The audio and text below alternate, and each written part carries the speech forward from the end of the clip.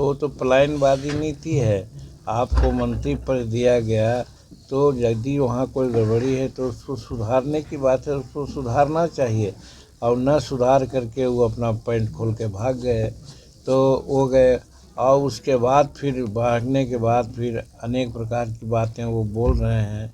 अगर बिहार सरकार में इतना ही भ्रष्टाचार नजर आ रहा था तो सुधाकर सिंह ने सुधार क्यों नहीं किया? वो अपनी पैंट खोलकर मंत्री पद छोड़कर भाग क्यों गए? नमस्कार, आप देख रहे हैं न्यूज़ फॉर नेशन और मैं हूं सांत्वना आपके साथ। बिहार में हम पार्टी के संरक्षक और बिहार के पूर्व मुख्यमंत्री जीतन राम मांझी ने सुधाकर सिंह को लेकर ये बोल बोले हैं। जहां जीतन राम मांझी ने सुधाकर सिंह को ये कहा कि आप अपनी पैंट खोलकर मंत्री पद छोड़कर क्यों भाग गए? अगर बिहार सरकार में इतनी ही खामियां थी, इतना ही भ्रष्टाचार आपको नजर आ रहा था तो सरकार ने आपको जो इतना बड़ा मंत्री पद दिया था उसका उपयोग करना चाहिए था ना, उसमें सुधार करते।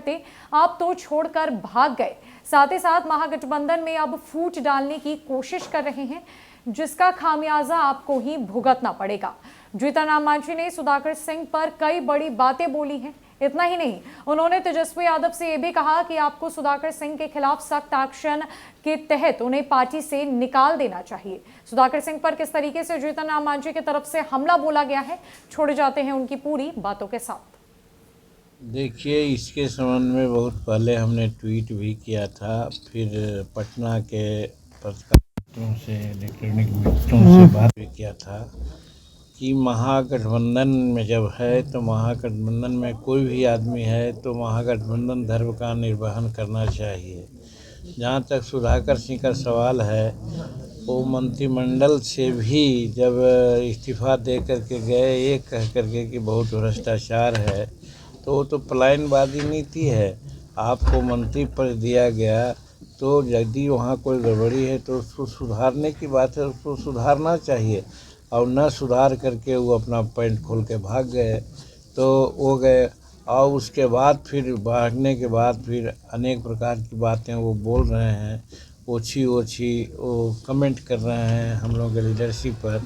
ये बहुत ख़राब है, अशोभनीय है, अमर्यादित है।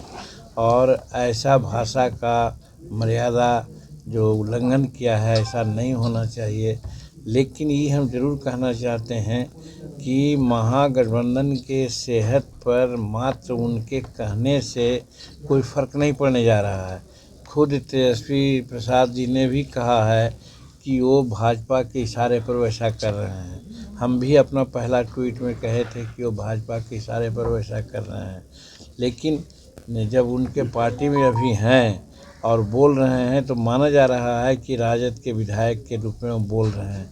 वैसी परिस्थिति में तेजस्वी प्रसाद जी को चाहिए था कि उनको फ़ौरन से पेशतर अनुशासनात्मक कार्रवाई करने की और पार्टी से बाहर करने की। वो बाहर करने में जितना विलम्ब कर रहे हैं, इससे शंकाएं बढ़ रही है। और जो वहाँ गठबंधन का जो धर्म होता है उसमें कहीं न कहीं कुछ न कुछ संदेह पैदा हो रहा है। इस संदेह को यदि मिटाना है तो तेजस्वी प्रसाद जी को एकदम जल्द से जल्द सुधाकर सिंह को पार्टी से निष्कासित करना चाहिए। नीतीश कुमार समाधान यात्रा पर निकले हैं, उसके बाद फिर देश की यात्रा पर निकलेंगे। देश की यात्रा पर निकलेंगे तो अब क्या? देखिए, नीतीश कुमार की बात सही है कि लोग माने या ना माने, नीतीश कुमार 18 वर्ष से बिहार के मुख्यमंत्री हैं और बेदाग छवि के नेता हैं और उनमें सारी काबिलियत है जो एक प्रधानमंत्री के पद के लिए होना चाहिए। अब रही बात कि अभी वर्तमान परिप्रेक्ष्य में कहाँ तक उनकी स्वीकार्यता होगी, ये देखने की बात है। लेकिन आदमी का काम है प्रयास करना, और प्रयास में जैसा कि अभी नीतीश कुमार जी का कहना है और महागठबंधन के प्राय सभी लोग ऐसा सोच रहे हैं कि भारतीय जनता पार्टी ने अभी जो हिंदुस्तान में शासन चलाने का काम किया है, तो दो मुद्दा जो प्रमुख मुद्दा